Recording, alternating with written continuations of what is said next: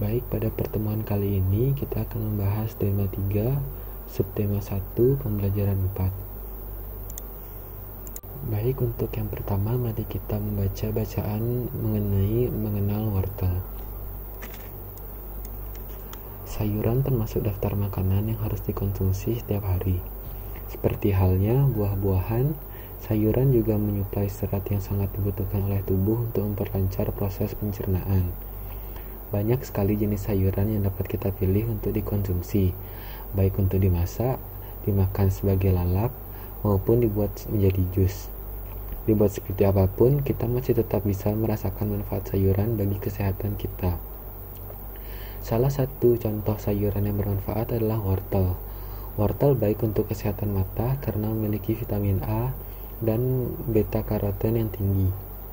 Lalu, seperti apakah kegiatan petani wortel yang berada di balik tanaman berkhasiat ini? Gede Suwardana adalah salah satu petani wortel di Desa Batunya, Kabupaten Tabanan, Bali, yang membudidayakan wortel jenis lokal. Suwardana memaparkan, selama masa tanam, para petani rutin memberikan pupuk pada awal masa tanam. Menurutnya, pemberian pupuk di masa awal tanam sangat berpengaruh terhadap perkembangan tanaman. Pupuk yang mereka gunakan adalah pupuk organik. Hasil pertanian wortel lokal juga tidak mengecewakan. Gede Suwardana menjelaskan bahwa ia mampu memperoleh omset sebesar 2 juta rupiah per bulan dengan harga jual per kilogram sebesar 7.000 rupiah. Untuk pemasaran, Suwardana menjelaskan bahwa ia membawa wortel-wortelnya tersebut ke pasar Batu Riti, Tabanan. Di sana, ia bertemu dengan pengepul sayur yang kemudian mendistribusikan wortel-wortelnya ke beberapa daerah di Pulau Bali. Dalam dunia usaha pertanian, ada 3 pihak yang selalu bekerja sama, yakni pemasok, petani yang bersangkutan, dan distributor yang membeli sayur-mayur atau buah-buahan dari petani. Ada pula penjual sayur yang secara langsung membeli sayuran dari petani dan menjualnya secara berkeliling. Selanjutnya mari kita mengidentifikasi.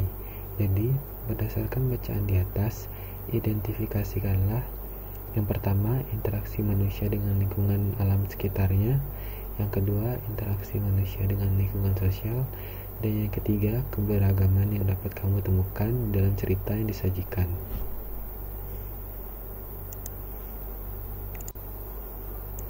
Baik, untuk selanjutnya mari kita mengamati kedua iklan yang terdapat pada layar. Jadi, apakah gambar sesuai dengan pesan yang disampaikan oleh iklan? Lalu, apakah gambar dari kedua iklan ini cukup menarik? Dan apakah gambar dari kedua iklan ini cukup jelas? Coba kalian amati dan tuliskan jawaban dari pertanyaan di bawah. Selanjutnya mari kita membaca bacaan yang berjudul Tanah Toraja. Sebagai salah satu tempat yang terindah di Indonesia, Tanah Toraja di Sulawesi Selatan yang menyimpan begitu banyak pesona alam dan adat istiadat yang unik dan sangat menarik untuk dinikmati. Berkat kekayaan budayanya yang luar biasa, Tanah Toraja bahkan dimasukkan ke dalam daftar sementara warisan dunia oleh UNESCO di tahun 2004. Adalah sebuah upacara kematian yang dinamakan Rambu Solo, yang merupakan upacara mengantarkan sanak keluarga yang telah meninggal dunia ke alam baka. Upacara ini biasanya dilangsungkan secara meriah selama berhari-hari serta melibatkan seluruh penduduk desa. Dari bacaan tersebut, kita menjadi tahu bahwa terdapat beberapa adat istiadat yang ada di Indonesia. Tentunya kalian juga memiliki adat istiadat masing-masing. Kalian dapat menceritakan dan berbagi mengenai adat istiadat kalian pada satu sama yang lainnya.